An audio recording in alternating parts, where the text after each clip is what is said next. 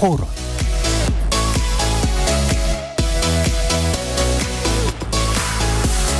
안녕하십니까. KBS 열린 토론 정준희입니다. 실질적으로 정부에서 내놓는 대책들이 사실상 그렇게 크게 체감이 되지는 않아서 중간소득 이상의 직장인이라고 하면 그 대책들이 실제로 집을 사는데 그렇게 크게 도움이 된다라고 느껴지지는 않으니까 그런 것들이 아쉽기는 하죠. 저도 지금 이제 신혼인데 저희는 부모님 도움을 받아서 마련을 했거든요. 물론 공급이 확대되면 좋긴 한데 그 공급이 어떤 사람들을 위한 집인지에 따라서도 좀 달라질 것 같아요. 가격 상승을 막기 위해서 방법이 이제 주택 공급을 늘린다는 건데 그것도 한 방법이고 규제를 좀 완화해야 될 것 같아요. 그동안 일부 규제를 완화했지만 국회에 계류돼 있는 법안도 있고 완화하기 위한 민간 자금 조달을 좀 많이 해야 될 것 같은데요. 지금 미분양이 많은 상태라서 실효성이 있는지가 좀 궁금하고요. 실제로 분양을 받을 수 있도록 실수요자들이 지금 오히려 이자가 많이 높아져서 미분양이 더 많은 것 같은데 이런 이자 부분 오히려 먼저 봐봐야 되지 않나라고 생각을 하고 있어요. 거리에서 만나본 시민들의 목소리 어떻게 들으셨습니까? 정부가 지난달 26일 공공 12만 가구 추가 공급과 부동산 대출 보증 확대 등을 골자로 하는 국민주거 안정을 위한 주택 공급 활성화 방안을 발표했습니다. 주택 공급 부족으로 올 4분기 매매가와 전세값이 동반 상승하리라는 우려가 제기된 상황에서 나온 대책이라서 시장의 반응이 더 주목됩니다. 그러나 원자재, 인건비 상승에 고금리 등 아주 다양한 요인들로 인해 위축된 민간의 주택 공급 문제를 해결하기엔 부족함이 있다고 보는 시각도 있어서 왜 이런 우려들이 제기되고 있는지 두 분의 전문가 모시고 정부가 발표한 주택 공급 활성화 방안의 실효성 꼼꼼히 진단해보는 시간 갖겠습니다. KBS 열린 토론 지금부터 시작합니다.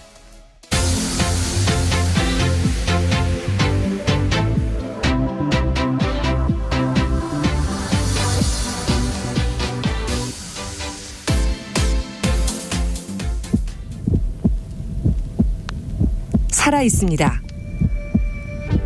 토론이 살아있습니다. 살아있는 토론, KBS 열린 토론. 토론은 라디오가 진짜입니다. 진짜 토론, KBS 열린 토론.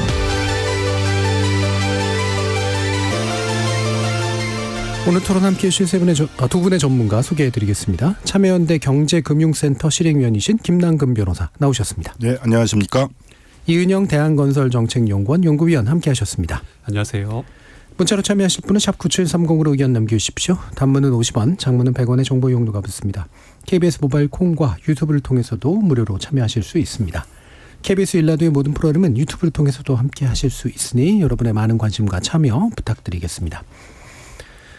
예, 열린 토론 새로운 음악이 좀 나오나 했는데 진행상 잠시 차질이 있었던 것 같습니다. 청취자 여러분의 양해를 부탁드리겠습니다.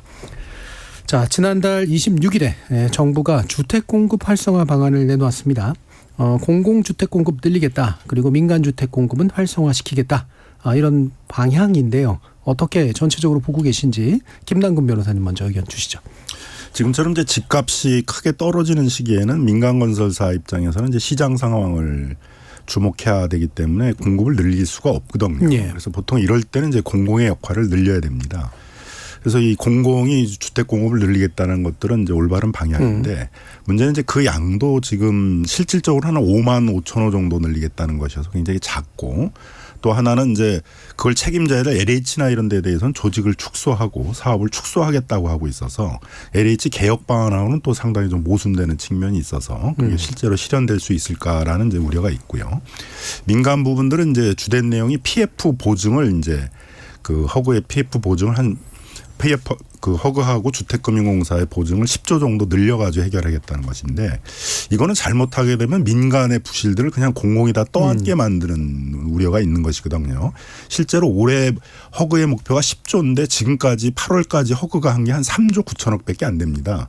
그러니까 허그의 입장에서는 빤히 부실하게 보이는데 그걸 보증 섰다가 나중에 큰 피해를 입을 수밖에 없잖아요. 네. 그래서 신중하게 대하고 있는데 지금 전체 10조의 40%도 못하고 있는 상황에서 갑자기 또 5조를 늘려가지고 더 하라고 그러면은 결국 허그 보고서는 부실한 PF 현장을 나중에 이제 니들이 다 감당하면서 그 보증을 해줘가지고 책임을 떠라는 것밖에 안 되거든요. 근데 이건 이제 두고두고 문제를 좀 나을 수 있는 문제다. 그래서 이건 좀 상당히 좀 신중하게 재검토돼야 될 그런 것이다라는 생각이 들었습니다. 예, 그 공공 물량 공급을 확대하는 것 자체는 뭐 좋은 일이나 물량 자체가 이렇게 많은 편도 아니고 LH가 지금 상당히 좀 혼란스러운 상태라는 부분을 어떻게 또 같이 해결할 거냐. 그리고 민간 부분의 부실을 PF 차원에서 과연 공공이 해결하는 게 맞느냐라는 지적을 해주셨고요. 자, 이은영 위원님 말씀 들으실까요? 네, 사실 지금 시장 상황이 안 좋은 거 모두가 다 알고 있습니다. 네. 이제 그렇기 때문에 지금 같은 상황에서 어쨌든 정부의 의도는 주택 공급을 확대하겠다라는 내용이었기 때문에 이런 부분들은 긍정적이라고 볼 수가 있습니다. 근데 그리고 이렇게 발표된 내용들에 대해서 살펴보게 되면 사실 실효성 측면에서는 제한적일 수밖에 없습니다. 자, 내용을 좀 보면 일단 주택을 공급하겠다는 것은 크게 두 가지 축으로밖에 할 수가 없습니다. 공공과 민간이죠. 네. 그런데 공공 같은 경우에는 이미 여러 해 전부터 주택 공급을 확대하라는 압박을 계속 받아왔습니다. 그러니까 저희가 지금도 기억나는 표현이 뭐 획기적인 주택 공급 방안 뭐 이런 내용들이 전부터 나왔습니다. 자, 이런 부분을 생각하면 사실 공공 측면에서는 지금까지 하고 있는 것에다가 추가적으로 더 많이 주택을 공급할 수 있는 추가적인 업무 여력이 사실상 없다고 저는 봅니다. 그렇기 때문에 공공에서 할 수 있는 건 좀 제한적일 거고요. 그리고 민간 부분은 뭐 다른 거 볼 것도 없이 그냥 사업성입니다. 그런데 작년 하반기부터 미국 기준금리 변동으로 뭐 여러 가지 일들이 있었죠. 자, 이런 상황에서 민간에서 자체적으로 이번에 발표된 내용만 가지고서 주택 공급을 늘리기는 좀 무리가 있습니다.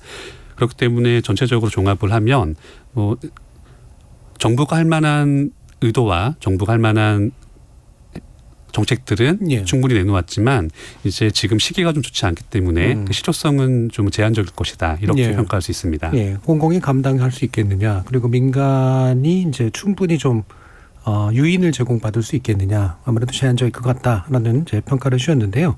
그럼 구체적인 내용들 좀 지적해 볼 텐데 공공 부문의 공급의 자체의 필요성은 이제 뭐 인정해 주셨습니다만 아까 이제 김남근 변호사님께서 실질적으로는 5만 호 남짓 정도가 더 늘어난 것일 뿐이다. 이게 수치가 왜 그런 건지 좀 얘기를 더 해주실까요? 그럼? 정부는 12만 호를 추가로 공급하겠다 그랬는데 이제 정확히 얘기하게 되면 기존 신규 택지를 확대하겠다는 게 6만 5천 호를 포함한 거거든요.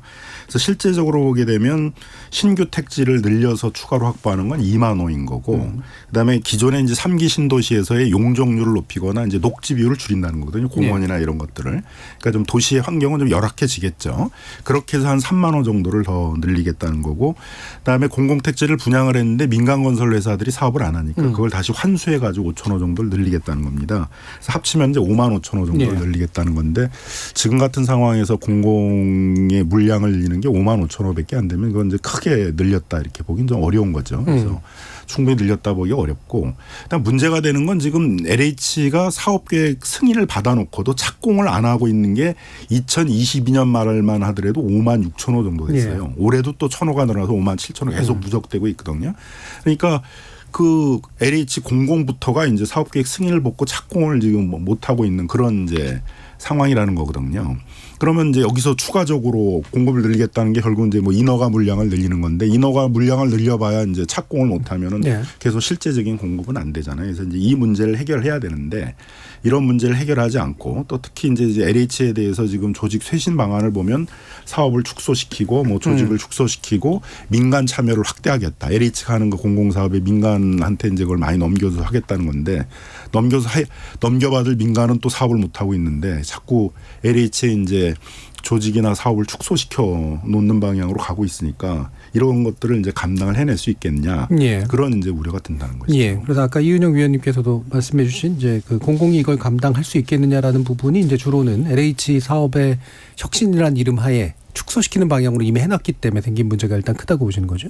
그러니까 이제 그 다른 해결 방법 뭐냐면 지방이 이제 나눠 갖는 거거든요. 그러니까 뭐 그 GH 경기도시개발공사라든가 이제 SH 서울도시개발공사라든가 이런 데가 이제 역할을 나눠받아야 되는데 그럼 또 거기는 지방공기업법 이런 거에 이제 예. 잘못이 잡혀가지고 사업을 하기 위해서는 이제 공사채 같은 걸 발행해서 자금을 조달해야 되는데 자금 조달 이런 게 다 묶여 있는 상황이거든요. 그럼 그런 것들을 이제 해결을 해야 되고 그럼 이참에 이제 LH와 같은 중앙의 개발공사하고 지방의 개발공사가 어떻게 역할 분담을 할 것인가. 3기 신도시에서도 그러면 경기도시개발공사 같은 데들이 역할들을 많이 맡도록 이렇게 이제 다시 재배치하는 작업들을 해야 되는데 이런 내용은 하나도 없거든요. 예. 그럼 이런 상태에서 하라고 그러면 LH는 사업이 축소돼 가니까 못하고 뭐 경기도시개발공사나 서울도시개발공사 같은 지방공사들은 다 여러 제도와 규제에 예. 묶여 있어가지고 사업을 늘릴 수 없는 상황이면 그냥 목표만 해놓은 거지 실제 실현 방안들은 못 만들어 놓고 있는 것이죠. 그렇게 이제 물량 부분에 대한 실망감과 함께 이런 문제, 제도적인 문제하고 LH 사업 방향성의 문제 때문에 안 될 것 같다라고 보시는 이 부분에 대해서 어떻게 보십니까? 네, 사실 이번처럼 주택 공급을 많이 하겠다고 예. 지시하는 것은 이제 기본적으로 사람들이 그러니까 시민들이 이거를 듣고 좀 안정적으로 안정해라. 이제 예. 곧 공급될 것이다. 이런 목적이 아무래도 큽니다.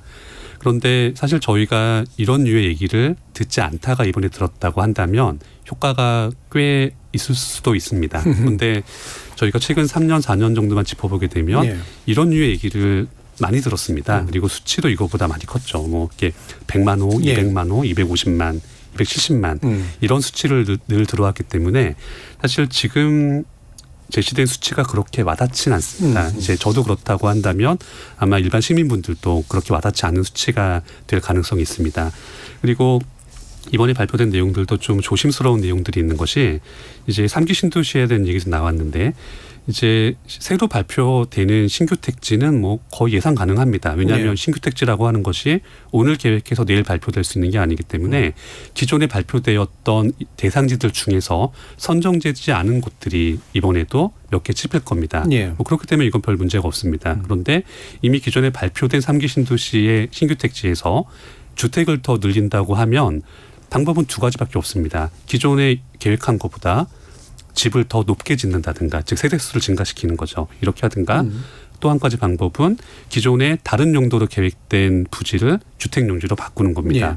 그런데 이건 문제가 되는 것이 종전에 3기 신도시를 발표할 때도 가장 중점을 주었던 내용 중에 하나가 이제 자족도시라는 개념이었죠. 그러니까 이제 신도시를 서울 외곽에 만들고 출퇴근을 다 서울로 해버리게 되면 대중교통 수요부터 늘어나게 되고 베드타운이 될 가능성이 높아지기 때문에 해당 도시 안에 마치 판교처럼 이제 모범 사례죠. 판교가. 예. 판교처럼 뭐 직장도 그 안에 있고 다 그 안에서 거주할 수 있게 활동할 수 있게 이런 개념을 가지고 발표가 됐었는데 똑같은 주택용지에 건물을 높게 짓는다고 하면 좀 더 집이 많아지고 좀 북적북적해지겠죠.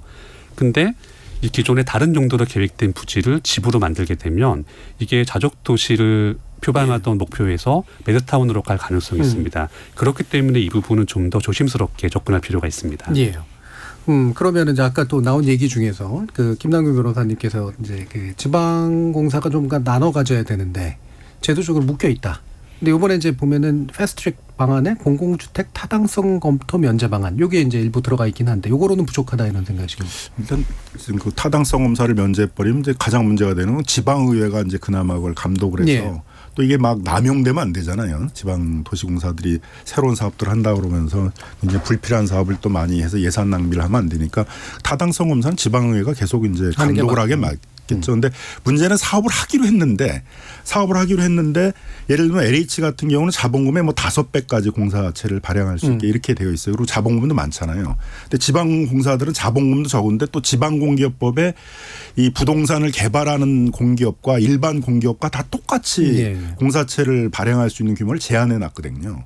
그러니까 큰 규모의 사업을 할 수가 없는 거죠. 이 택지 개발과 같은 그런 사업을 하다 보니까 이제 굉장히 제한된 개발 사업밖에 할 수가 없는데 이런 부분들을 예를 들어 풀어줘야지 이제 지방 도시개발공사들도 사업을 큰 규모로 할 수 있게 되고 LH가만 다 하고 있는 것들을 이제 나눠서 사업을 네. 할 수 있게 하고 되는데 이런 부분의 내용들은 없는 거죠. 그리고 오히려 엉뚱하게 이제 지방의회가 좀 견제 역할을 해야 될 뭐 타당성 검사 같은 걸 면제하겠다 그래가지고 좀 이 부분에 대해서는 충분한 제도 검토가 안 된 상태 네. 속에서 좀 나왔다 이렇게 좀 생각이 듭니다. 예, 그러니까 타당성 검토는 오히려 있어야 되고 오히려 이제 공사채 발행 제한이라든가 이런 부분을 이제 풀어줘야 된다. 어떻게 보세요? 네, 사실 제도라고 하는 것은 정책 목표에 맞게 예. 운영을 하는 겁니다. 그래서 정책 목표가 일단 사업 속도를 빨리빨리 느리고 좀 많이 하겠다라는 목표가 돼버리면 예. 지금 제시된 패스트트랙이나 그렇겠죠. 또 예. 비슷한 것들이 있었죠. 뭐 이렇게 여러 가지 심의를 통합하겠다. 예, 예. 뭐 이런 내용들이 뭐 맞게 보일 수 있습니다. 그런데 이런 부분들은 이제 맞을 때가 있고 맞지 않을 때가 있어서 이것만 주의하면 문제가 없을 겁니다. 특히 맞지 않을 때는 뭐냐면은 이제 가끔씩 우리가 살다 보면 좀 보일 때가 있죠. 어떤 목표 날짜를 정해놓고 그 날짜까지 어떻게든 해놓는 겁니다. 예. 이런 식으로 돼버리게 되면 우리가 흔히들 걱정하는 이제 졸속 추진 이런 계획들로 갈 우려가 있습니다. 그 때문에 타당성 조사나 기타 심의들을 통합하는 방법도 어느 정도까지 그러니까 일단 많이 하겠다가 아니라 어느 정도까지 적절히 하겠다는 가이드라인이나 제한선을 함께 제시하는 게 맞습니다. 예. 요 공사체 제한 관련된 부분에 대해서 김남규 변호사 말씀하신 건 어떻게 생각하세요? 사실 그 부분도 두 가지 다 가능합니다. 예. 그러니까 개발 사업을 하기 위해서는 자기 자본이 충분하지 못하면 자연스럽게 자본을 충당해서 사업을 하는 겁니다. 그런데 이 부분이 너무 과도하게 된다면 당연히 이 사업이 실패했을 때 그 그렇죠. 여파가 너무 크게 되는 겁니다.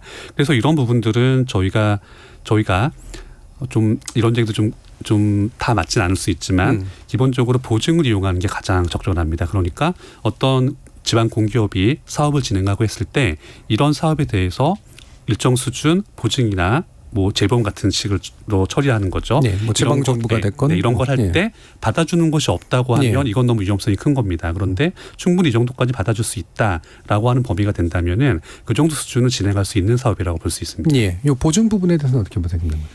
그러니까 이제 그 경기도시개발공사나 서울도시개발공사 같은 데가 갑자기 큰 규모의 사업을 자기가 독자적으로 벌리면 그건 견제를 해야 되겠죠. 예. 근데 이미 3기 신도시나 이런 건 거의 계획이 서 있는 거잖아요. 근데 그걸 추진하려고 그러는데 LH의 역량이 이제 지금 딸리는 거잖아요. 조직도 축소시킨다고 그러고 사업도 축소시킨다고 그러고 어쨌든 그 방향도 저는 문제라고 생각이 드는데 그런 상황 속에서 이게 해결이 안 되면서 지금 뭐 5만 7천 세대나 지금 착공을 못하고 이러는 상황이니까 예를 들면 이미 확정된 사업들의 물량들을 나누는 거죠. 그러면 경기도시개발공사나 뭐 서울도시개발공사 같은 데도 나눠서 사업을 하도록 하거나 이렇게 해야만 이제 지금 공공의 그 인허가 물량을 늘리더라도 그걸 실제 착공까지 가도록 이렇게 할 수가 있는데 인허가 물량만 늘려놓고 뭐 착공은 또 지금 해결책을 안 만들어 놓게 되면 인허가 물량만 늘어나는 거지 착공 물량은 안 해결이 되는 거잖아요. 그래서 이제 그런 좀 대책까지가 필요할 수 있다라는 것이고요. 예. 그리고 더더욱이 지금 민간이 지금 공급을 늘리겠다고 하는 정책은 저는 뭐 쉽지 않을 거다. 그리고 허구도 책임 있는 사람들이 만약 경영을 한다 그러면 빤히 부실이 보이는데 정부가 목표량을 줬다 그래가지고 그 위험한 부실화가 예상되는 것들 그냥 보증을 쓸 수도 없잖아요. 그죠? 거기다가 또 민간이 하고 있는 사업 중에는 한참 버블 시기에 수익이 많이 날 거로 예상해가지고 대출을 받을 때도 막 10%, 연 10%나 되는 고금리로 대출을 받은 게 많아요. 그럼 그런 거는 지금처럼 집값이 떨어지는 시기에는 그걸 그대로 놔두게 되게 되면 뭐 사업성도 충족하기 어렵겠지만 고분양을 할 수밖에 없거든요. 그럼 지금은 실수요자들이 버블이 있다고 지금 가격을 생각하기 때문에 적어도 분양가는 굉장히 낮게 나와야만 실수요자들이 응할 수 있는 상황인데 그럼 굉장히 높은 분양가를 할 수밖에 없잖아요. 뭐 10%가 넘는 그런 고금리로 PF 대출을 했으면. 근데 그런 것들은 정리를 해줘야죠. 정리를 해서 공매나 경매나 이런 걸 통해서 정리를 해서 그 훨씬 낮은 가격으로 뭐 LH나 아니면 훨씬 낮은 가격으로 다른 민간이 그걸 넘겨받아 가지고 사업성을 확보하고 그래서 어떻게 하든지 분양가 같은 걸 좀 더 낮춰 가지고 실수요자들의 소득 수준에 맞게 주택이 공급되도록 해야 되는데 그럼 이제 이런 사업 중에서도 공공이 또 떠안을 부분들이 생기게 되는데 그런 걸 감안을 한다 그러게 되면 공공의 역할에 대해서 그거의 실천 방안에 대해서는 지금과 같은 이런 좀 러프한 수준이 아니라 좀 더 치밀한 대책이 있어야 된다고 생각합니다. 네, 그래서 민간이 좀 받기 어려울 것이다라고 하는데 이제 지원책이라고 나온 것들은 좀 있습니다. 이 공공택지 전매 제한을 1년간 완화한다. 분양하려고 했던 걸 임대 전환으로 하는 공급 방식도 이제 좀 촉진하도록 하겠다. 공사비 증액도 좀 어느 정도는 할 수 있도록 만들어 주겠다. 뭐 인허가 절차 개선 부분은 아까 이제 말씀을 주셨으니까요. 이런 식의 것들이 유인이 안 될 것 같다라는 말씀들을 주로 하시는 것 같은데 이호 위원님 어떠십니까? 네, 사실 민간 업체에서는 가장 큰 게 사업성입니다. 그래서 어떤 작은 요인들을 좋게 해준다고 해서 전반적인 분양 사업이나 이런 것들이 충분히 예상되지 않는다면 그 사업은 진행이 되지 않습니다. 지금 대표적인 것 중에 하나가 이제 미착공 택지에 대한 얘기죠. 그런데 이게 참 이제 정책을 하는 입장에서는 여러 가지 방법들을 모두 시도하겠다라는 맥락에서 끼워 넣는다면 괜찮은 내용입니다. 그런데 이걸 가지고 좀 무게를 시키기 시작하면 좀 실효성이 높지가 않습니다. 핵심 정책이 될 수는 없다. 네, 왜냐하면 저희가 이미 몇 년 전에도 똑같은 사안을 가지고서 이제 미착공 택지를 보유한 업체들을 좀 불러서 정부 차원에서 간담회를 하고 보도자료를 낸 적이 있습니다. 좀 더 빨리 착공을 하도록 뭐 유도하겠다 이런 내용이었죠. 그런데 몇 년 전에는 지금보다 시장이 매우 좋았습니다. 그러니까 그때도 착공하지 않은 택지들이 있었는데 지금처럼 시장이 악화된 상황에서 착공을 하지 않은 택지들이 있다면 이런 택지들을 어딘가에서 인수해서 사업을 진행을 하더라도 그게 몇 건이나 될 것이며 그렇게 만들어지는 주택의 규모가 전체 시장에 미치는 영향이 유의미할 것인가를 생각해 보게 되면 아마 그렇지 않을 겁니다. 그렇기 때문에 이번에 발표된 여러 가지 내용들은 정부 차원에서 정부가 제시할 수 있는 여러 가지 옵션들을 모아서 제시했다라고 받아들이는 게 가장 이상적입니다. 예, 뭐 이 부분도 추가로 말씀 주실까요? 두 가지 다 문제가 될 수 있는데요. 공공택지를 예를 들어서 사업성이 있어요. 수익이 많이 나는데 그 건설회사가 이제 자금의 유동성을 높이려고 전매 차익을 크게 받고 넘긴다. 그러면 이건 굉장히 위헌적인 행위가 되죠. 왜냐하면 공공택지라는 것들은 결국 헐값으로 강제 수용을 해서 만든 거거든요. 강제 수용해서 만들 때는 공익적 목적에 이걸 사용하겠다고 그랬는데 막상 그거를 공공택지를 민간에 줬는데 그 공익적 목적에 맞는 사업도 하지 않으면서 단지 전매 차익만 얻게 했다. 그러면 그건 위헌한 적일 수밖에 없고 강제 수용 당한 뭐 농민이나 이런 사람 입장에서는 내 땅 강제 헐값으로 수용해서 그렇게 팔아서 수익을 내냐라고 할 수밖에 없잖아요. 그런 문제가 있고 또 사업성이 없는 데는 뭐 1년 시간을 줘도 팔 수도 없잖아요. 그죠? 그러니까 결국은 민간이 공공택지를 사놓고선도 사업을 못하면 다시 환수를 해야죠. 지금도 한 5천호 정도 그렇게 하겠다는 거잖아요. 그 물량을 더 늘려서 LH나 이런 데가 다시 환수를 해서 사업을 제때 못하고 있으니까 그래서 LH가 이제 사업을 하든가 역할 분담을 해서 뭐 지방도시개발공사들이 같이 사업을 해서 해결을 하든가 그래서 이 공공의 책임과 역할을 더 늘리는 방향으로 해결해야 될 부분입니다. 그럼 이제 또 되게 중요한 이제 그 쟁점이 바로 PF인데 아까 이제 구체적으로 좀 얘기를 해주셨잖아요. 이게 결국 민간이 가지고 있는 부지를 공공에 떠안기는 방식 아니냐. 그런데 이제 이게 또 금융시장의 경색에 또 상당히 영향을 미칠 테니 뭔가는 필요한 것 같고 어떤 방향이 맞다고 보시는 건가요? 그러니까 결국은 옥석을 가려내서 사업성이 없거나 그런 데들은 이제 빨리 퇴출을 시키고 정리를 해줘야 돼요. 근데 이미 그 부동산 버블 시기에 그 고분양가로 분양을 할 거로 생각해서 수익이 많이 날 걸 예상해가지고 뭐 10%대의 고금리로 그 돈을 그 조달을 했다. 거기다가 또 사업 기간은 늘어져가지고 금융 비용은 엄청 늘어났다. 그럼 이게 수익을 내면서 분양을 하려면 고분양가로 분양할 수밖에 없거든요. 그게 성공한다 그러더라도 지금처럼 이게 버블이 생겼다라고 그래서 지금 실수요자들은 가격이 떨어질 걸 다 그런 정상화되는 시기를 기다리고 있는데 그렇게 높은 분양가로 내보내면 뭐 미분양밖에 더 나겠어요. 그럼 더 문제가 더 악화될 수밖에 없지 않습니까?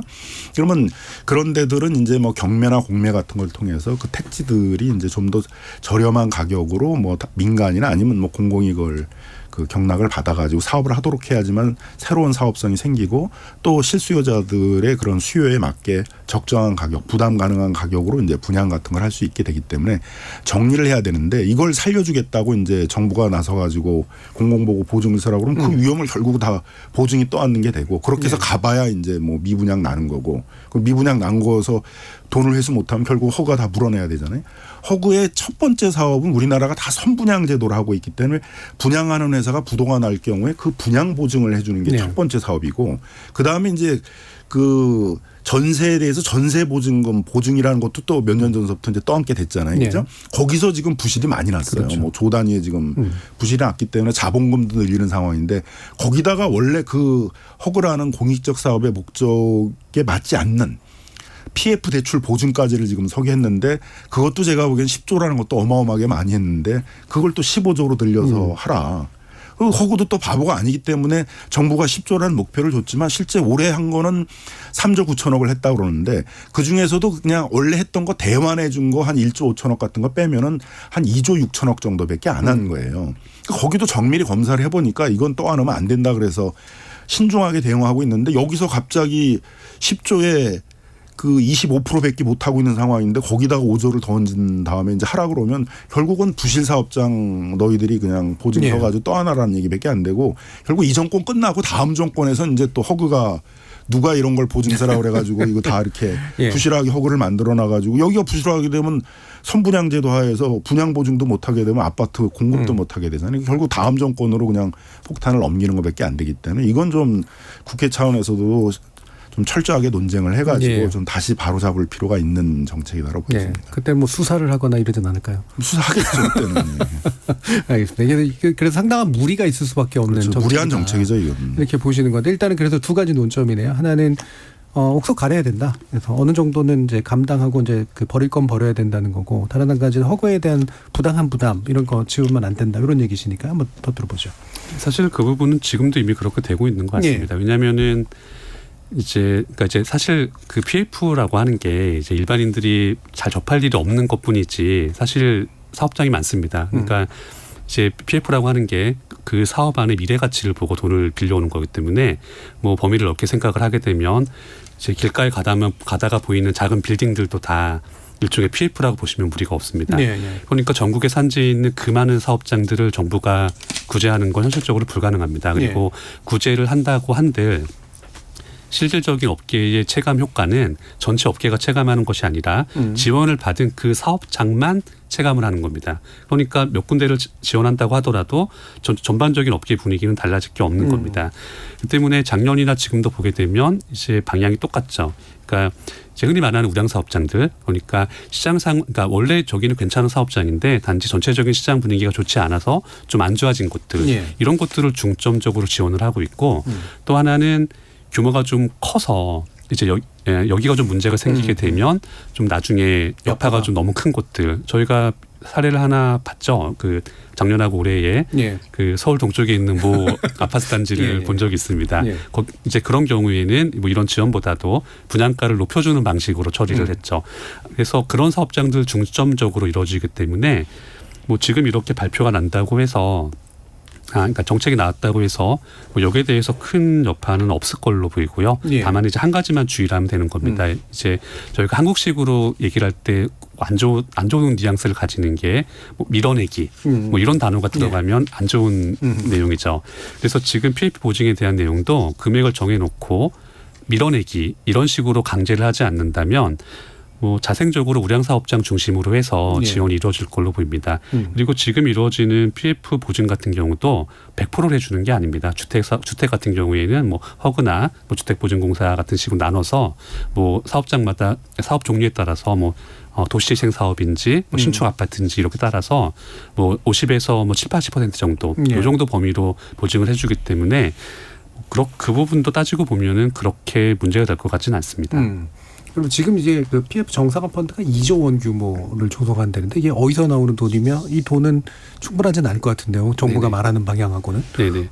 사실 그런 금액들은 좀 공기업들을 그러니까 공공기관을 중점으로 해서 좀 각출을 하는 식으로 갈 겁니다. 왜냐하면 정부가 2조 원을 딱 내놓고 하기는 어려운 사업입니다. 그리고 이제 2조 원 금액이 나오면 이제 일반인들에게는 이 금액이 좀 크게 느껴집니다. 저도 개인이니까 2조 원은 매우 큰 돈입니다. 그런데 실제 건물을 짓는 사업을 보게 되면 뭐 1,000억, 2,000억 정도의 사업은 그렇게 큰 사업은 아닙니다. 뭐 5,000억, 뭐 1조 이런 사업장도 많이 있기 때문에 사실 지금 추가로 한 보증 금액을 늘린 것들이 그렇게 엄청난 금액이라고는 사실 업계 차원에서 보면 그렇게 체감하기는 좀 쉽지가 않습니다. 자, 그러면 이제 그 김남균 변호사께 이 부분은 추가로 잠깐 더 질문을 드리면 아까 이제 공사비 반영 제도 개선하겠다 그러잖아요. 이게 표준계약서를 뭐 만들어서 하겠다는 건데 이게 이제 어떻게 가능하게 움직일 수 있는 조건인가요? 지금도 다 대부분의 계약서에는 뭐 물가 변동에 따라서 공사비를 인상한다는 규정이 다 있습니다. 그러니까 무슨 표준 계약서를 또 만들어야 될 필요가 있는 문제는 아니라고 생각이 들고요. 오히려 제가 보기엔 그거에 따른 이제 분쟁을 어떻게 신속하게 해결하느냐가 문제죠. 그러니까 그 건설회사들이 상대방이 좀 만만해 보이면 예를 들면 조합이나 이런 데면 뭐 터무니없이 갑자기 이제 뭐 50% 100%도 올리겠다 뭐 이렇게 이제 나오게 되니까 조합들에서는 이제 자신들이 검증할 능력은 안 되고 그런 상황 속에서 이제 분쟁이 일어나겠죠. 받아주면은 조합 내부가 이제 갈려가지고 또 분쟁이 생기고 그러다 보면 뭐 후딱 또 2, 3년 가게 되고 이런 문제가 생겨서 그럴 때 이제 좀 그 제대로 검증을 해줄 수 있는. 그래서 뭐 문재인 정부 때는 이제 구청이 검증을 하거나 구청이 또 검증을 못 해주게 되면 뭐 한국부동산원이나 이런 데다가 이제 검증을 네. 맡겨가지고 신속하게 이제 이 정도가 적정한 금액이다 뭐 이런 것들을 판단하도록 그런 시스템을 만들어 놓고 있고요. 최근에는 이제 그런 위험 때문에 이제 신탁회사 같은 이제 신탁회사는 아무래도 전문성이 있으니까 시공사들이 공사비를 올려달라고 그러더라도 그렇게 호락호락 해줄 수 있는 데는 아니잖아요. 그죠? 그래서 신탁제도 같은 걸 이용하라 이렇게 하고 있는데 그래서 이제 이게 좀 민간이 그러니까 이 윤석열 정부에서는 문재인 정부 때 주로 공공택지를 중심으로 주택 공급을 늘리려고 그랬는데 이제 그거에 대한 반사적인 걸로 그건 이제 뒤로 미루고 정책을. 예. 그래서 신도시들이 지금 뭐 1년, 2년씩 다 늦어지게 된 거잖아요. 도심에서의 재건축 재개발을 중심으로 공급을 늘리겠다 그러는데 그게 이렇게 뜻대로 쉽게 되는 게 아니거든요. 또 이런 상황하에서는 조합들이 쉽게 나서지도 못하고 공사비 분쟁이 우려가 되니까 속도를 내기도 굉장히 어렵고 또 분쟁이 생겼을 때는 금방 또 2, 3년 가기 때문에 뭐 재건축 재개발이라는 게 뭐 10년 뭐 이상 걸리는 경우가 많거든요. 그러니까 예. 거기서 이렇게 주택 공급의 속도를 내기가 좀 어렵게 되는 상황인 거죠. 그래서 어쨌든 시공사들의 입장에서는 뭐 그 원자재 가격 상승에 따른 공사비 인상을 할 수 있는 시스템이 있어야 되고 예. 그건 뭐 지금도 있다 이거죠. 예. 근데 이제 주로 시공사보다 더 어떻게 보면 좀 규모가 있고 위에서는 뭐 LH나 이런 데에서는 또 그걸 쉽게 못 한다는 거니까 예. 이제 그런 걸 만들어 주겠다는 거고 공공이나 이런 데서는 또 거꾸로 조합이나 이런 데 시공사들이 얼마든지 자기들이 통제가 가능하다고 하는 데에 있어서는 또 터무니없이 공사비를 올리려고 하는 것들이 있기 때문에 그런 데에서는 좀 투명하고 공정한 재건축 재개발이 되도록 그런 어느 정도가 적정한 공사비 인상인지에 대해서 검증하는 그런 시스템들을 좀 더 세분화시킬 필요가 있다는 예. 것이죠. 그러니까 이미 제도는 있기 때문에 협상력의 문제고요. 협상력이 센 데가 오히려 이제 분쟁의 어떤 주범이 될 수도 있기 때문에 예, 그 부분이 더 중요하다고 보시는 건데요. 이은웅 의원님. 네, 사실 작년하고 올해에 있었던 사안들이 있죠. 아파트가 완공이 됐는데 네. 이제 돈을 더 내라고 하면서 입주를 못하게 막았던 네. 것들. 근데 그런 사안들을 모두 보게 되면 핵심적인 내용은 공사비를 증액을 하더라도 기준을 뭘로 해서 얼마로 할 거냐가 관건이었습니다. 그런데 이런 부분들은 뭐 법조인 분들이 더 잘하시고 다루실 내용이지만 사실 계약서 사항이 명확하게 돼 있으면 문제가 없는 내용인데 이게 서로 이제 의견이 엇갈리는 거죠. 이 기준으로 하자, 저 기준으로 하자.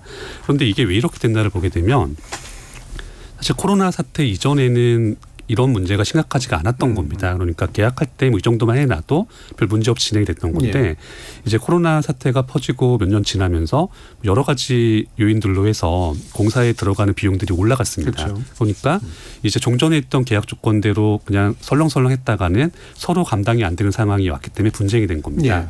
그 때문에 지금 정부에서 표준계약서 얘기를 했지만 사실 이 부분은 공사비 증액 요건이 생겼을 때 어떤 기준으로 어떻게 하겠다를 명확하게 해준다면 이제 그걸 가지고서 계약 시점에서 동의한다 동의 안 한다로 끝나면 되는 사안 같습니다. 예. 그리고 이제 표준계약서 이런 부분에 대해서는 늘 이제 업계에서는 이제 이슈가 되는 게 이게 강제성이 있냐라는 내용이 됩니다. 그래서 그 계약서 자체가 이제 강제성이 좀 갖게 되면은 그리고 이제 공사비 검증에 대한 것도 강제성을 갖게 되면 좀 실효성이 좀 더 높아지게 되지만 그 반대가 되면 아닌 걸로 갈 겁니다. 예. 그리고 공사비 검증에 대해서는 올해 꽤 시끄러웠는데요. 사실 이런 부분들을 생각을 해보게 되면 공사비 검증을 맡도록 하는 기관 입장에서도 좀 난감한 부분이 있을 수밖에 없습니다. 왜냐하면 이제 본인들이 검증을 한 결과가 밖에 나가서 공신력 있는 자료로 쓰이게 된다면은 만약에 그 자료가 잘못됐다는 게 발생을 해서 잘못된 게 지적이 됐을 때는 아마 거기에 대한 책임 소재도 들어가지 않을까 싶습니다. 그런데 지금 단계에서는 공사비 검증을 어디서 맡겨야 된다, 어디까지 해야 된다는 얘기만 나오고 있고 만약에 이게 뭐 잘못되거나 오류가 있거나 아니면 이게 뭐 잘못 쓰였을 때 이럴 때 그 책임 소재를 검증한 기관에서 어디까지 져야 하는가 이런 부분들을 함께 정리를 해주신다면은 좀 더 이런 부분들을 진행할 때 논의가 좀 더 쉬워질 것 같습니다. 예. 그 표준계약서 자체가 강제성이 사실은 없고 공신력 문제도 나서고 그리고 공신력을 세우려고 했을 때 그 기관들이 이제 어느 정도까지 책임져야 될 것이냐의 문제도 또한 정리가 좀 돼야 된다. 검증하는 기관이 책임지는 건 없죠. 그냥 그 검증 의견을 내는 거잖아요. 예. 이게 적절하다는 의견을 내는 거니까 책임지는 건 없고. 근데 그래도 구체적으로 분석한 내용이 있어야 협상이 되는데 그냥 건설회사가 일방적으로 뭐 얼마 뭐 500억 올려줘라, 1000억 올려줘라 그러면 그걸 다 받아들인다는 조합이 있을 수가 없잖아요. 예. 그러니까 그게 적정한지에 대해서는 검증이란 분석 절차를 갖고 그걸 가지고 이제 협상을 해야 되고 또 그게 실제로 그만큼 올랐다 하더라도 그걸 전부 조합이나 뭐 시행사 쪽에서 다 떠안아야 되느냐도 문제인 거거든요. 어쨌든 그 상황 변동에 대한 위험은 서로 분담을 해야 되는 거잖아요. 그러니까 우리는 한 푼도 손해를 안 보고 다 상대방이 그 부담을 떠안아라는 것들은 올바른 방식이 아니기 때문에 협상도 필요한 것일 수도 있고 뭐 분쟁 조정이나 중재 같은 것들도 필요할 수 있는 것인데 그런 걸 어떻게 이제 신속하게 해나갈 것이냐가 중요하고 또 상당 부분들은 공사비보다는 금융비용 때문에 그렇거든요. 네. 금융비용이 공사가 조금만 늦어도 1년만 하더라도 금방 뭐 수백억이 비용이 발생을 하기 때문에 결국 그 공사가 늦어지고 뭐 인허가가 잘 늦어지고 이렇게 해서 발생한 그 금융비용이라는 걸 어느 한쪽이 다 부담할 수는 없잖아요. 네. 그걸 적정하게 분담을 해야 되는데 그랬을 때 이제 그런 그 분석을 해주고 어떻게 적절하게 분담하는 게 좋겠다는 의견을 좀 전문적인 데서 내주면 그걸 가지고 이제 협상을 하고 분쟁 해결을 할 수 있는 예. 것이죠. 그럼 일부 마치고 이 부분 하나 짚고 이제 마무리할까 하는데요. 비아파트 사업 여건을 개선하겠다. 이게 결국 이제 다세대나 빌라라고 불리우는 것들에 대한 어떤 사업 절차를 이제 빨리빨리 할 수 있도록 해주겠다라는 건데 요즘 이게 굉장히 좀 안 좋은 영역이잖아요. 사람들이 또 잘 안 들어가려고 그러고 위험 부담도 많이 느끼는데 이 부분은 실제로 실효성이 좀 어떨 거라고 보시는지 이는. 네, 사실 이 부분은 뭐 그러니까 이번 정책에 나온 내용 때문에 네. 뭐 빌라 같은 그러니까 비아파트가 많이 지어진다기보다는 금액 기준을 좀 높였다는 것이 가장 큰 네. 얘기 같습니다. 왜냐하면은 뭐 저희가 뭐 3년, 5년, 7년 전을 비교해 봤을 때 이제 아파트 가격도 많이 올랐지만 아파트가 오르면서 비아파트도 많이 올랐습니다. 네. 그런데 이제 청약에 들어갈 때 무주택으로 인정해 주는 금액의 기준선을 그대로 갖고 있으면 이건 오히려 현실을 반영하지 못하는 금액이 되기 때문에 오히려 이 부분을 좀 더 현실적으로 올렸다는 정도만 감안하면 별 문제 없는 내용 같습니다. 그리고 지금 발표된 내용대로도 약 시세로 한 2억 천 정도까지 될 것이다라고 발표가 됐는데요. 근데 이제 이런 금액들이 지방에 내려간다면은 좀 다른 얘기가 되지만 뭐 서울이나 인접 수도권에 한정해서 얘기를 하게 되면 사실 빌라나 이런 그러니까 비아파트 유형에서도 그렇게 높은 금액이라고는 하기 어려운 상황이 돼버렸습니다. 예. 그 때문에 오히려 이런 부분들은 좀 기준 금액을 좀 현실화했다. 이 정도로 받아들이는 게 가장 좋을 것 같습니다. 예. 김남근 변호사. 이제 뭐 지금 자금 조달에 관한 거고요. 비아파트 자금 조달 원활하게 해줬는데 이제 더 문제가 되는 건 이제 규제 완화 얘기가 또 나오고 있는데 가장 대표적으로 우리가 문제가 됐던 게 빨리빨리 공급하겠다고 그러면서 이명박 정부 때 도시형 생활주택이라는 걸 만들었거든요. 그래서 각종 규제를 완화해 주다 보니까 뭐 화재 방지 대책이라든가 주차장 뭐 문제, 건물 간의 이격거리라든가 주차장 문제라든가 이런 것들을 그냥 다 해놓으니까 나중에는 이제 그 완전히 도시의 애물단지가 돼서 의정부에서 화재 한 번 났는데 그냥 홀라당 한꺼번에 다 터버리고 뭐 인근 그 옆에 있는 빌딩까지 다 태워버리고 이런 문제가 생기니까 이제 그걸 어떻게 정리를 해야 되느냐 이런 문제가 됐고 결국은 제가 확인해 보니까는 그 작년에 도시형 생활주택 승인받은 게 16가구에 불과하더라고요. 전국에서. 예. 예. 그러니까 아무도 이제 도시형 생활주택이라는 거엔 들어가려고 그러질 않고 그걸 뭐 인허가 받으려고 그러지도 않고 예. 결국 뭐 대표적인 졸속 행정이었고 그 애물단지만 남겨가지고 그거 어떻게 정리하느냐만 그런 어려운 행정만 남겨진 것이어서 그렇게 또 상황이 이렇다고 해서 함부로 그냥 막 그 규제를 완화를 해가지고 좀 주거로서 적정하지 않은 그 주거의 안전이나 이런 데 굉장히 문제가 있는 그런 주택들이 또 막 남발되지 않도록 하는 것도 좀 신경을 써야 될 문제입니다. 예. 그러니까 안전이나 이런 문제도 있고 동시에 뭐 사실 이 물량이나 이 영역이 이 현재 공급 부족을 해결하기 위해 또 핵심이 될 수 있는 영역도 아니고. 이제 공급 부족이라는 것도 사실 엄밀히 좀 볼 필요가 예. 있는데 수요도 줄고 있잖아요. 그러니까 결국은 지금 이 버블이라는 이 가격으로는 사지 않겠다 그러니까 그 소위 이제 영끌일 세대가 산다는 게 어떻게 보면 30, 40대쯤 사야 될 사람들이 20대, 30대 때 같이 빚을 크게 내가지고 그래서 미래 수요가 어떻게 보면 여기 와가지고 수요가 늘어난 거잖아요. 근데 그런 수요들이 이제 점점 집값이 떨어지고 이제 시장에서 가격이 정상화되게 되면 이제 다시 이렇게 뒤로 갈 거거든요. 그러면서 수요도 조절이 되는 것들인데 현재 그냥 무리한 어떤 큰 빚을 내 가지고 뛰어들겠다는 그 2030들의 그 어떤 그런 빚을 내서 집을 사겠다는 수요까지를 다 감안해 가지고 공급 대책을 하는 것들은 좀 적절한 그 공급 목표를 설정하는 것은 아니다라고 보겠습니다. 사실 그 부분이 이제 제가 질문드리고 싶었던 부분이긴 한데 2부 열면서 정말로 이제 공급이 부족한 거냐 아니면 특정 종류의 공급이 부족한 거냐 이 부분에 대한 전반적인 한번 또 의견도 한번 여쭙도록 하겠습니다. 자, 청취자 여러분들이 보내주신 문자 일단 들어보고 가죠. 정의진 문자 캐스터. 네, 지금까지 여러분이 보내주신 문자들 소개합니다. 7498님. 불을 끌 때도 한 번에 꺼야 하거든요. 그거와 똑같이 주택을 공급하는 것도 찔끔찔끔 공급하게 되면 불을 더 확산시키는 것과 같습니다. 공급 수량을 한꺼번에 많이 늘렸으면 좋겠습니다. 9803님. 3기 신도시 착공이 늦어지고 있는데 이번 정부 대책이 막힌 물꼬를 틀 수 있을지 궁금합니다. 유튜브에서 한봉규님. 주택 공급이 늘면 뭐하나요? 돈이 없는걸요. 집은 지금도 많습니다. 4081님. 민간 주택 공급에 차질이 생기게 된 원인 규명부터 철저히 한 이후에 국민들에게 안전한 주거 공간을 확대해주겠다는 공공의 역할이 뒤따라야 한다고 봅니다 해주셨고요. 4902님. 한국에 집이 부족한 건 아닌 것 같습니다. 문제는 제가 살고 싶은 곳에 집이 없다는 거죠. 수도권 교통 편리하고 직장 가까운 곳 말입니다. 신규 공급주택들은 교통이 너무 불편해서 그다지 관심이 가지 않습니다. 2041님. 전세 사기 불안 때문에 빌라는 수요가 많이 줄었는데 빌라 건축 비용을 정부 차원에서 도와준다는 정책은 좀 아쉽다고 느껴지네요. 전세 사기 방지 대책부터 철저히 마련해 주었으면 합니다. 라고 보내주셨네요. 네, KBS 열린 토론. 이 시간은 영상으로도 생중계하고 있습니다. 유튜브에 들어가셔서 KBS 1라디오 또는 KBS 열린 토론을 검색하시면 지금 바로 토론하는 모습 보실 수 있습니다.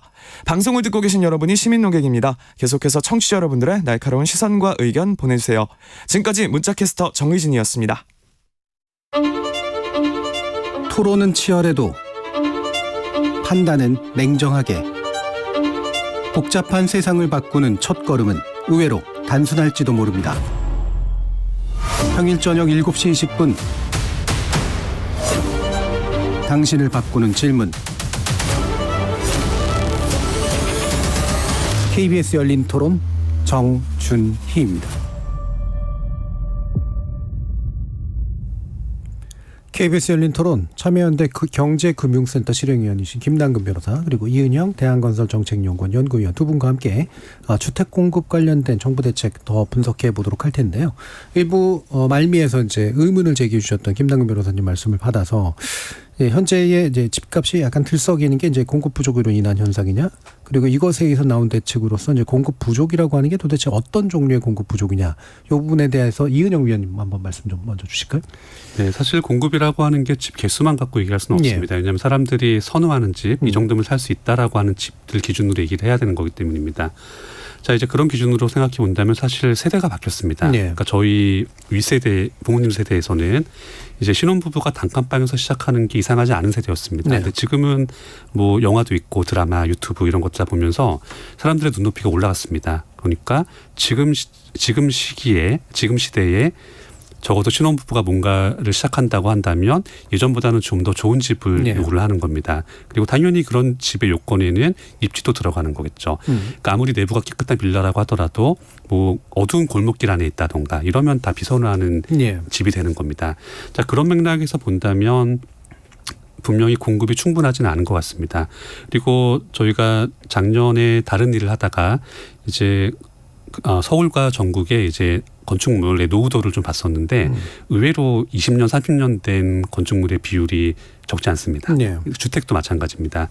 그렇기 때문에 그런 부분들을 감안한다면 그렇게 공급이, 그러니까 사람들이 살만한 집들, 살고 싶어할 만한 집들, 선호할 만한 집들에 대한 공급은 아직 충분치 않은 것 같습니다. 이 부분 김남근 변호사. 물론 당연히 이제 세대가 바뀌고 신축 주택에 대한 수요가 상당히 이제 늘어나고 있기 때문에 꾸준하게 신축 주택들을 공급하는, 특히 이제 젊은 세대들이 선호하는 그런 입지 좋은데 뭐 아파트 같은 주택들을 공급하는 정책은 이제 필요한 것이죠. 근데 이제 문제는 그 수요들이 부동산 버블 시기에는 보통 한 40대쯤에 집을 살 사람들이 이제 막 4억, 5억씩 빚을 내 가지고 그 빨리 사야 되겠다. 계속 집값이 오를 거기 때문에 하루라도 1년이라도 빨리 사야만 된다라는 이제 그런 불안 심리에서 뛰어든 수요들이 상당히 많이 있었거든요. 거기다가 이제 뭐 투자 수요들도 상당히 있었고, 집값이 떨어지니까 이제 투자 수요들은 이미 이제 철수를 해가지고 상당히 이제 시장 상황을 바라보고 있는 상황이고, 근데 여전히 이제 2030에 불안한 사람들은 조금만 또 시장 상황이 변동이 되면 오를 거구나. 그러니까 빨리 또 사야 되겠다. 그래서 또 빚을 내서 사는 거거든요. 그러니까 윤석열 정부에서 제가 보기에는 지금까지의 그 주택과 금융정책에서 가장 실패한 게 특례보금자리론인데 예. 특례보금자리론은 건 이게 정책금융이니까 진짜 그거에 맞게 서민들에게 하거나 아니면 뭐 금융시장이 너무 변동이 크니까 변동금리를 고정금리로 바꿔준다거나 이런 정책 목표에서만 했어야 되는데 신규 주택을 그 하는데 이제 자금을 대출을 이제 제공을 해주고 그것도 이제 DSR 같은 기본적인 금융의 원리도 적용을 하지 않아서 큰 규모의 그 대출을 해줄 수 있도록 하니까 그걸 가지고 이제 또 시장에 뛰어들면서 예. 그 2분기에 이제 잠깐 또 이렇게 집값이 반등하는 그런 모습을 보이게 되니까 다시 또 2030 세대들이 불안해져 가지고 예. 빨리 또 집을 사야 되겠구나. 그러니까 어떻게 보면 시장 가격이 이렇게 정상화되는 과정이었었는데 이제 그게 또 다시 왜곡돼서 좀 또 어려움에 생기게 되잖아요. 그래서 이제 이런 게 없으면은 이제 시장이 빨리 정상화되면 그거에 맞게끔 제가 보기엔 수요 양도 좀 조절될 거다. 그러니까 2030 세대들도 이제 냉정하게 뭐 집값이 그렇게 오를 것 같지 않다. 뭐 이 상태가 유지되거나 이제 뭐 내려갈 것 같다. 그러면은 이제 점점 시간을 가지고 주택을 구입하는 방향으로 가게 될 거거든요. 예. 수요도 조정되기 때문에 그런 걸 감안해서 주택 공급의 목표도 세워야 된다. 근데 그 문재인 정부 시대의 부동산 버블 시기는 뭐 온갖 수요들이 다 모이게 되니까 뭐 엄청난 수요고 그걸 다 공급으로 해결할 수는 없었던 거잖아요. 이제 그런 점에서 적절한 이제 공급 목표를 세워야 되고 공급에 있어서도 저는 중요한 게 이제 뭐 여기 아까 그 청취자들의 얘기도 있었습니다만 어떤 가격의 주택이냐도 예, 그렇죠. 중요하거든요. 그러니까 내가 큰 빚을 내서 뛰어들어야 되는 그런 이제 주택은 점점 수요 대상에서 멀어져 갈 거거든요. 그러니까 어떤 그러니까 이제 뭐 영미권에서 많이 쓰는 표현이 이제 어포더블인데 부담 가능한 가격의 주택을 공급해야 된다라는 걸 항상 주택 정책의 목표로 두거든요. 그러니까 우리 정부에 있어서도 어포더블한 가격의 주택을 공급한다라는 걸 목표로 둬야지 그냥 뭐 그게 10억이 돼도 15억이 돼도 공급만 하면 된다 그러면 나중엔 그런 게 다 미분양이 되거나 처리가 굉장히 애물단지가 되는 그런 주택이 될 수도 있는 것이거든요. 그래서 공급 정책을 쓸 때는 그냥 양만 생각할 게 아니라 뭐 청취자들이 얘기하는 입지도 고려를 해야 될 거고 예. 또 가격도 고려를 해야 된다. 그래서 어떤 어포더블한 수준에 있어서의 가격들로 공급할 것이냐도 고민을 해야 된다라는 것이죠. 예. 자, 뭐 뒤에서 이제 이 부분 더 혹시 나올 얘기 있으면 해보도록 하고요. 앞에서 이제 이미 나온 얘기긴 합니다만 이 대기 물량이 이제 엄청나게 많다. 33만 호가 넘는 것 같은데요. 이 대기 물량을 어느 정도 해소할 수 있으리라고 보시는지에 대해서 일단은 먼저 좀 주실까요? 이기면. 네, 사실 이번에 발표된 대책으로는 좀 쉽지 않습니다. 왜냐하면 이제 건설 사업이죠. 그러니까 아파트 짓는 이런 사업들. 사실 이런 사업들이 준비 단계가 좀 깁니다. 그렇기 때문에 지금 착공 대기로 있는 물량들은 이미 뭐 2년 전, 3년 전부터 진행이 된 것들이 지금에 와서 있는 겁니다. 그런데 사실 작년에 미국 기준금리 인상권이 좀 급작스러웠습니다. 그러니까 이제 외부 요인인데 다들 예상을 못하고 있던 건이었습니다. 저도 그것 때문에 전망이 틀렸으니까요. 그런데 이게 건설사들도 그러니까 시행사라고 해야지 맞겠죠. 이제 시행사분들도 마찬가지였을 겁니다. 즉 이 얘기는 지금 착공 대기로 걸려 있는 물량들이 준비되던 시기는 시장 상황이 매우 좋았을 때 준비된 것들이 지금 대기로 걸려 있는 겁니다. 자, 이렇게 시장이 불확실하게 되면 여기 대처하는 가장 좋은 방법 중에 하나는 관망입니다. 아무것도 안 하고 돈 치고 길 보는 게 가장 좋습니다. 그래서 지금 대기하고 있는 물량들은 그런 물량들이고요. 그리고 올해의 분양으로 나온 것들은 뭐 사업성이 정말 충분했거나 또는 이제 더 대기할 수가 없는 물량들이 나온 겁니다. 그러니까 예를 들어서 뭐 이미 주민유주가 다 했고 뭐 사업을 더 멈출 수가 없어서 지금 멈추게 되면 오히려 매몰 비용이 너무 크다든가 이런 물량들이 올해 분양으로 나왔기 때문에 이런 상황을 감안하게 된다면 이번 대책으로 뭐 착공 대기 물량이 쉽게 착공에 들어갈 것이다라고 기대하기는 쉽지 않습니다. 예. 뭐 크게 다르실 것 같진 않아서 그 연관해서 뭐 말씀 주실 거 있으면 주셔도 좋고요. 근데 저는 이제 거기서 중요한 게 이제 시장 상황이 빨리 정리가 돼야 된다는 거죠. 가격이 뭐 어느 정도 내려갈 수밖에 없잖아요. 결국은 수요자들의 소득 수준을 고려할 수밖에 없는데 지금처럼 뭐 4억, 5억, 6억 뭐 이렇게 큰 빚을 내서 집을 사야 되는 상황이면 그런 가격은 유지되기 어려울 거다. 그럼 어느 정도는 이제 이렇게 하향 안정화되는 추세들이 빨리 정리가 되도록 하는 것들이 필요한데 정부가 이제 특례 보금자리론 같은 것들을 가지고 인위적으로 개입해가지고 부동산 가격을 떠받치려고 하게 되면 자꾸 왜곡이 일어나가지고 정상화되는 과정이 굉장히 길어지는 거죠. 그러면 건설 사업을 하는 사람의 입장에서는 뭐 예를 들어서 100억 처음 시작할 때는 한 100 정도의 수익을 예상하고 시작을 했는데 가다 보니까 한 50으로 줄었는데 그럼 50이라도 하면 되거든요. 근데 이 상황이 어떻게 될지 몰라요. 좀 기다리다 보면 50이 아니라 70이 될 것도 같고 그렇잖아요. 그럼 또 관망을 하게 되거든요. 예. 그러면서 계속 비용만 늘어나는 식이 되기 때문에 어느 정도는 이렇게 시장이 빨리 정상화되도록 하는 그렇죠. 정책도 필요하다는 것이죠. 예. 지금 2926님께서 많이 짓기만 하면 뭐합니까? 정작 사고 싶어도 여러 이유로 대출을 안 해주는데라는 말씀 주셨는데 뭐 이거는 이제 오늘 논의의 핵심은 또 아니니까 뭐 일단 의견을 좀 듣고요. 이원택님께서는 아파트를 많이 지으면 뭐합니까? 다 불량품인데요라는 또 의견 주셨습니다. 이것도 얼마 전에 있었던 그런 사고들 가지고 또 이제 불안감이 있으신 것 같습니다. 자, 뭐 이렇게 청취자 의견 몇 가지 좀 들어봤고 이 부분 한번 보죠. 다시 김남균 변호사님께 한번 먼저 질문을 드릴 텐데 원하는 지역에 신규 주택 공급은 해야 된다. 근데 적절한 가격에 해야 된다. 서울이 그게 가능하냐? 이거 어떻게 생각하십니까? 그래서 저는 뭐 그 가격이 좀 하향 안정화되는 예. 정상화되는 과정도 좀 필요하다. 그래서 지금의 가격이 계속 고정되는 걸로 하게 되면 굉장히 해결하기 어려운 애초에. 지점들도 있고 그다음에 뭐 서울 뭐 3기 신도시 같은 경우는 뭐 1기나 2기보다는 뭐 서울에 조금 더 가까운 가깝죠. 곳이기 때문에 예. 뭐 저는 그 이제 2기 신도시가 사실은 이제 굉장히 어떻게 보면 실패한 케이스 그걸 다 분양하는 데 상당한 시간이 걸렸습니다만 그거보다는 뭐 나을 거라고 이제 생각이 듭니다만 예. 거기도 그리고 이제 컨셉이 이제 2기 신도시와 달리 또 젊은 세대의 컨셉에 맞게끔 예. 제가 이렇게 한번 다 돌아다녀 봤는데 송도, 광교 뭐 예. 젊은 세대들이 좋아한다라고 하는 뭐 미사 이런 데 보면 다 가운데 호수 있고 이렇게 아파트가 쭉 방사형으로 둘러쳐 있고 뭐 무슨 예.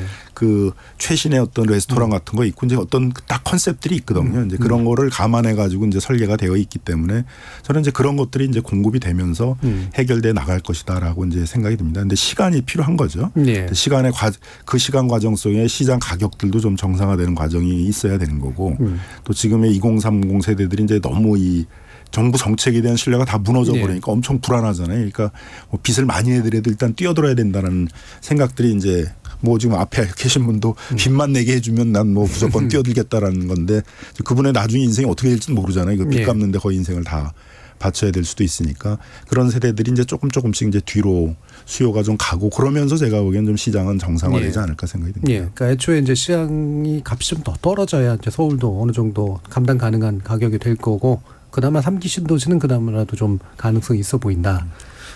현장에 다니시는 게 요즘 흔히 하는 시쳇말로 임장 다니시는 건 아니신 거죠? 그 가격도 관심이 있어요. 주택 정책에. 알겠습니다. 예, 그래서 현장을 이제 직접 실태를 보려고 이제 다니신 거로 이해를 하고요. 이 서울 문제에 대해서는 이제 김남균 변호사님 주신 견해에 대해서는 어떤 의견이신지 한번 말씀 주실까요? 네, 사실 이제 좀 그러니까 세대가 변하고 세상이 예. 변하다 보니까 이제 눈높이가 좀 달라진 부분도 적지 않습니다. 그러니까 이제 우리가 흔히 서울에서 그냥 괜찮은 아파트라고 하면 사실 그런 정도 아파트의 가격은 뭐 직장 생활을 뭐 10년, 20년, 30년 하신 분들이 돈을 모으셔서 대출도 좀 하시고 해서 사시는 게 일반적이라고 봐야 됩니다. 그런데 지금은 이제 그 시민들의 눈높이가 좀 더 어린 세대에서 이제 눈높이가 그런 점에 맞춰져 있으니까 비싸서 사지 못한다라는 내용이 나오게 됩니다. 예. 사실 이런 부분들은 뭐 서울 안에서 그렇게 표현하면 양질의 주택들이죠. 이런 것을 그렇게 많이 공급하는 것은 불가능한 예. 내용이고요. 뭐 그냥 여기 땅 자체가 없습니다. 마곡지구 개발된 다음부터는 뭐 정비 사업 말고는 없으니까요. 예. 그래서 오히려 이런 부분들은 이제 수요자분들의 입장에서 본다면 처음부터 그렇게 그 높은 집을 보시기보다는 이제 본인이 경제 활동을 시작하시고 이제 가실 자산 여력에 맞춰서 먼저 집을 맞춰 가시는 게 더 맞다고 생각합니다. 예. 예, 이렇게 컨설팅까지 해주셨네요. 자, 그러면 이게 또 핵심적으로 중요한 부분인데 아까 이제 LH 문제 계속 얘기 나왔습니다. 근데 LH의 사업을 축소시켜놓고 그리고 공공 쪽을 약간 뒤로 밀어놓고 이제 공공의 역할을 감당하게 될 LH에게 이제 더 많은 것들을 주문하는 이런 모순적인 상황에 대해서 김남균 변호사님이 비판해 주셨는데 이 부분 이은영 위원님 어떻게 판단하십니까? 네, 사실 몇 년 전에 있었던 LH 논란의 핵심은 내부 임직원들이 예. 내부 정보를 이용해서 투기를 하는 거였죠. 그러니까 사실 그 내용과 이번에 색지 개발하는 내용을 똑같이 다 보기는 좀 어렵습니다. 그리고 사실 내부에서 그러니까 뭐 내부에서 어떤 일이 일어났을 때 그걸 외부인이 쉽게 알 수 있는 방법은 사실 없습니다. 대부분 이제 내부 고발로 많이 네. 조정이 되시죠. 이제 그렇다고 한다면 사실 개발 쪽에 대해서는 그렇게 개발 쪽 관련된 LH 쇄신에 대해서는 혁신에 대해서는 그렇게 집중을 하는 게 맞다고 보고요. 예. 이제 지금 이제 택지 개발이나 어떤 내용들이 더 나오게 된다면 이건 이것대로 진행할 수밖에 없는 상황인 것 예. 같습니다. 그러니까 LH에게 더 많은 뭔가 그 힘이나 여력을 줘야 된다라는 그런 의견이신 건가요? 업무에 관해서는 업무에 그렇습니다. 관해서는. 그러니까 예. 업무권과 이제 비리권을 좀 달리 봐야 될 것 같습니다. 예. 조직을 쇄신한다라는 게 사업을 축소하라는 게 아니잖아요. 그렇죠. 그러니까 오히려 예. 조직을 쇄신해서 공직자로서의 윤리의식들을 상당히 높이고 책임감을 좀 높게 하고 그러면서 이제 책임 있게 사업을 하라는 건데 윤석열 정부는 이제 이걸 좀 약간 좀 이렇게 각도를 달리 해가지고 예. 그 LH의 사업과 조직을 축소시키고 그걸 이제 민간이 하게 한다. 그래서 공공택지 같은 것도 이제 뭐 매각해서 민간한테 넘겨서 민간이 이제 그걸 하게 한다. 이런 식으로 방향을 잡아놨는데 지금 같은 상황에서 자기가 하던 사업들도 지금 다 안 하려고 하는 판인데 이제 그런 것들을 넘겨받아서 활발하게 사업을 하겠다라는 것들이 안 되잖아요. 그러니까 또 그게 이제 나중에 또 건설 경기가 풀렸을 때는 또 다 특혜가 된단 말이에요. 우리 네. 대장동 이런 거 봤잖아요. 원래 공공택지로 하던 거를 갖다 갑자기 민간한테 다 주겠다 그러니까 그때 성남시장이 이제 그걸 왜 민간한테 줘 그래서 공공개발을 해보겠다 그러다가 이제 뭐 성남 차원으로 하기 어려우니까 결국 타협책으로 뭐 민간이 반 뭐 공공이 네. 그 이익을 환수해가는 그런 방식을 한 건데요. 다 이런 문제들이 생기게 되는 거거든요. 그러니까 이제 그런 점에서는 이제 LH의 조직을 쇄신하고 그다음에 이제 LH가 책임감을 갖고 사업을 할 수 있도록 만들어야죠. 그러니까 네. LH 지금 무량판 그 철근 그 부실공사 문제가 생긴 것도 원래 공공 부분에 대해서는 발주청이 직원이 나가서 감리들이 실제 현장에 나와서 감리를 하는지를 다 감독하게 돼 있거든요. 현장 조사를 다 하게 돼 있단 말이에요. 근데 그만한 인력도 확보를 못 하는 거예요, LH가. 자기가 하는 사업에 필요한 그 적정한 현장에 가서 조사할 수 있는 직원들도 확보를 못 하니까 이런 문제가 생기는 거잖아요. 예. 그러니까 그런 인력들을 적절하게 확보를 해가지고 현장에 투입을 해가지고 그런 민간 감리라는 사람들이 아무리 전문가지만은 뭐 감리라는 사람도 시공사 눈치 봐야 되니까 뭐 덮어주는 것도 많이 되고 또 비용을 아끼려고 자기가 안 가고 자꾸 서류로만 감리를 하려고 그러니까 이런 문제가 생기는 예. 거잖아요. 현장에서 꼬박꼬박 감리가 현장에 출석하는지 체크하고 그러면 이런 문제가 생기겠습니까? 그러니까 그런 것들을 할 수 있도록 그런 적정한 인력과 적정한 사업들을 유지할 수 있게 예. 만들어줘야 되는 것이죠. 그러니까 이 부분에서 한 가지 뭐 더 추가적으로 좀 주시면 좋을 말씀이 사실은 굉장히 정치적으로 큰 충격파였잖아요. 그러니까 LH 사태라는 게 이른바 참여연대 쪽에서 이제 사실은 이 문제를 이제 제기를 했기 때문에 또 나온 거기도 한데 사실은 재판 과정으로 다 들어가서는 상당 부분 이제 무죄로 나온 것들도 좀 많고요. 이게 이제 혁신 작업이 제대로 좀 초점 맞춰서 진행되고 있는 거냐라고 하는 부분에 대한 의문도 방금 제기해 주셨기 때문에 거기에 대한 한번 좀 간단한 평가 좀 주시죠. 앞에서 이제 거는 이제 그 당시에는 공직자 이해 충돌 방지법이라는 게 없었거든요. 그리고 LH 그 투기 사건을 계기로 해가지고 공직자 이해 충돌 방지법이 만들어졌어요. 그러니까 결국은 기존에 있어야 부패 방지법으로 해야 되는데 부패 방지법으로는 굉장히 그 구성 요건이 엄격하기 때문에 한계가 있었던 거죠. 그러니까 그걸 지금 그 부패 방지법으로 처벌받은 사람은 몇 명 안 된다라고 해서 그게 문제가 없다고 그러면 안 되는 거죠. 그게 새로 만들어진 공직자 이해 충돌 방지법이라는 게 처음부터 일찍이 만들어졌다면 그걸로 처벌받을 사람들도 상당히 있었던 거죠. 그리고 거기서는 형사 처벌을 얼마나 받았냐가 중요한 게 아니라 그런 대규모의 개발 사업을 하는 기관들의 사람들이 자기들이 앞장서 가지고 투기에 나선다라는 것들은 그건 국민들로서는 용납하기 어려운 공직자 윤리의 문제인 거잖아요. 그러니까 그런 것들을 쇄신하자. 뭐 그런 차원에서 저는 그걸 계기로 해가지고 LH가 적어도 이제 그런 직원들이 투기로 나서고 이런 것들은 이제 좀 쇄신해냈다라고 생각을 합니다. 근데 이제 그 뒤로도 계속 여러 가지 문제가 있는 거죠. 이제 이 사업들을 많이 하고 인력을 줄이다 보니까 또 인력으로 나간 사람들이 다 로비스트가 돼가지고 이제 그런 뭐 감리라든가 설계라든가 이런 걸 이제 다 따내는 작업들을 하다 보니까 이게 이제 서로 견제가 안 되고 아삼육이 돼버리고 그 다음에 이제 또 LH에서 그걸 현장에 나가서 감독할 사람들은 인력이 또 줄어가지고 없다 보니까 현장 감독이 제대로 안 되고 이러는 과정 속에서 이제 그런 부실 감리라든가 부실 시공들이 많이 발생하는 것이어서 그런 것들을 이제 쇄신해 내면서 LH가 책임 있게 공공사업을 하도록 만들어야 되는 것이죠. 예, 가삼육이라는 표현이 나는데 뭐 정부 말로 이제 카르텔인 거고요. 예, 일반적인 의미로는 이제 이런 뭔가 부패고리 같은 것들이 이제 있었다라고 하는 부분 언급해 주셨고요. 그러니까 새로 또 생겨난 부분도 있다라고 또 말씀을 주셨는데 혹시 LH의 혁신 작업에 대해서는 어떤 평가를 좀 중간적으로 해주실 수 있는지 간단하게라도 의견 들어볼까요? 네, 뭐 중간적인 평가는 이미 앞에서 네. 해주셔서 저는 한 사안만 가지고 얘기를 해보면 그 이제 그러니까 이제 카르텔 문제에 있어서 이제 지금 나온 그 조치 중에 하나가 이제 실제 시행은 안 하고 일단 말은 나왔죠.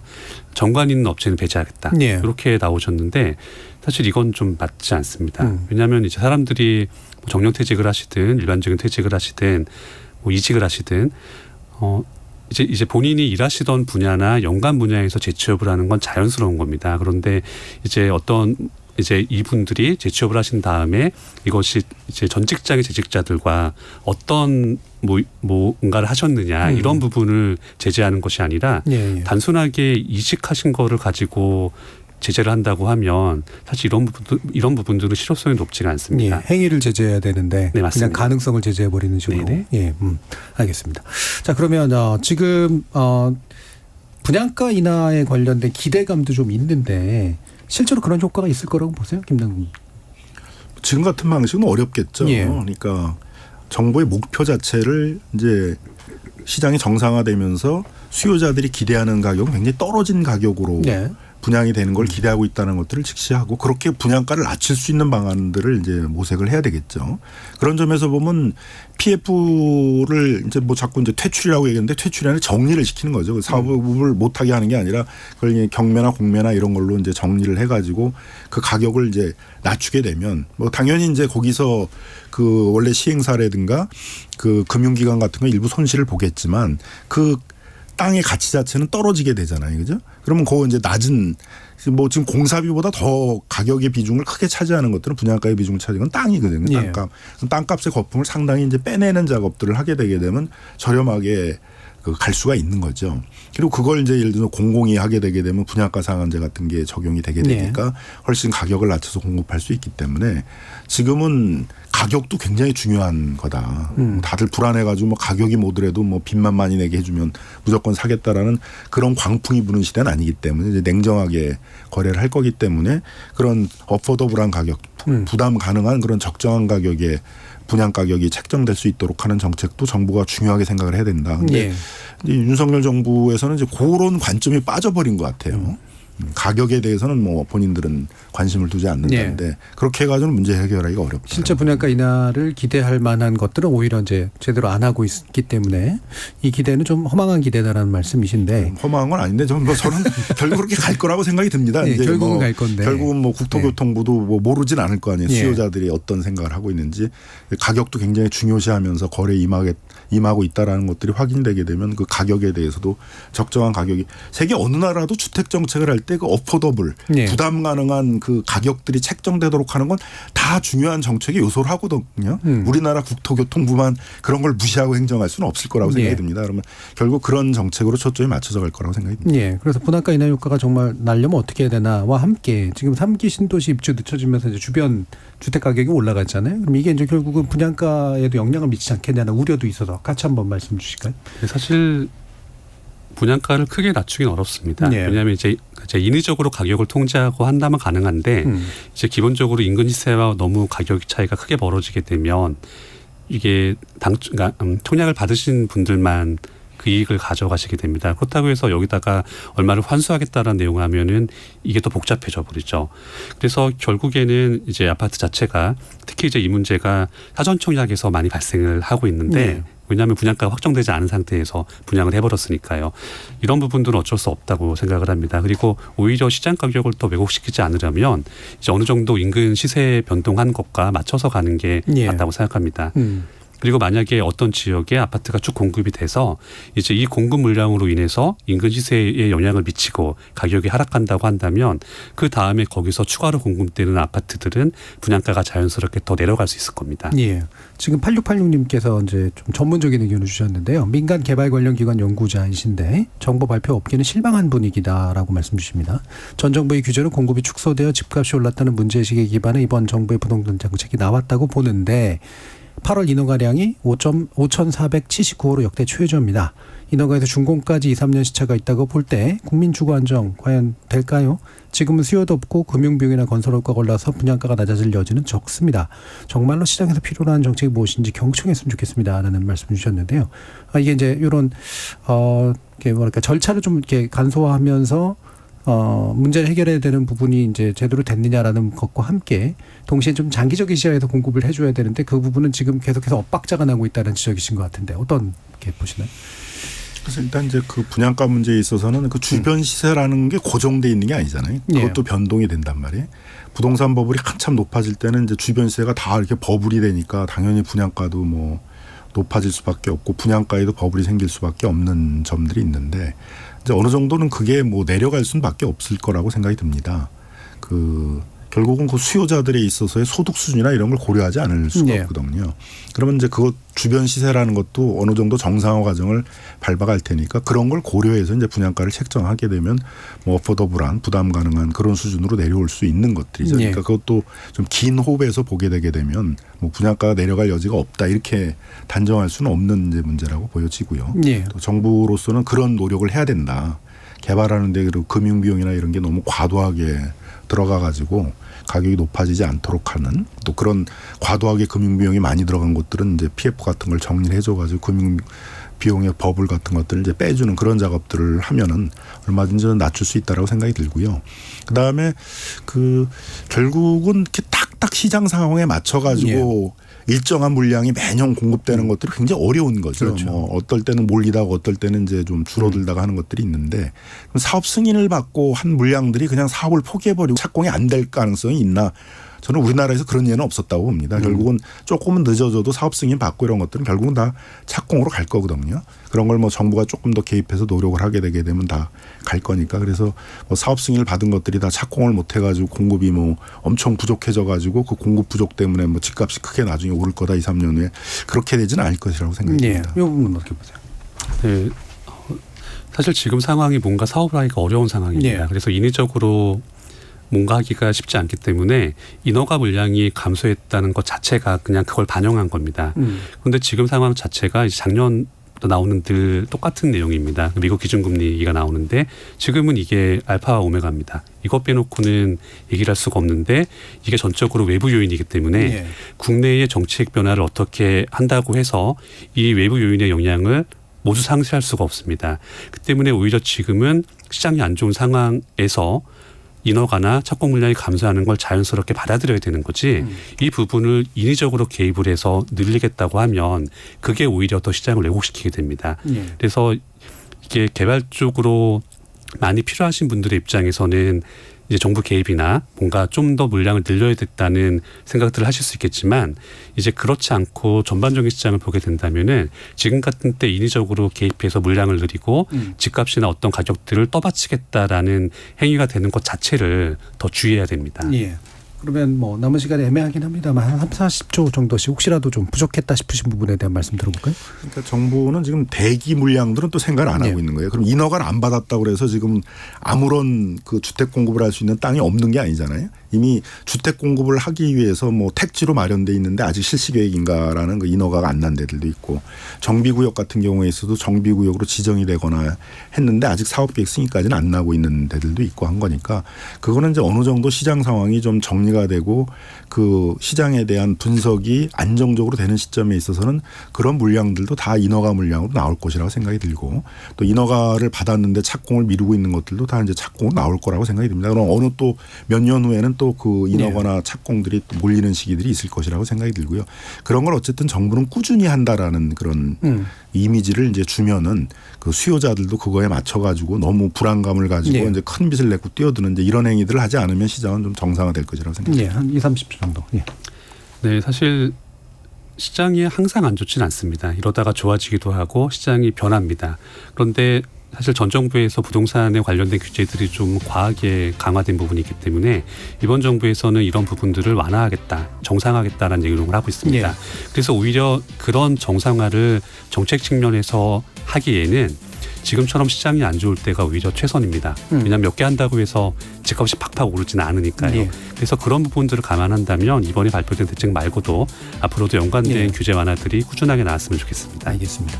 자, 오늘 토론 이것으로 모두 마무리하겠습니다. 오늘 함께해 주신 김남근 변호사님 그리고 이은영 연구위원님 두 분 모두 수고하셨습니다. 감사합니다. 예, 감사합니다. 지금까지 KBS 열린 토론 정준이었습니다.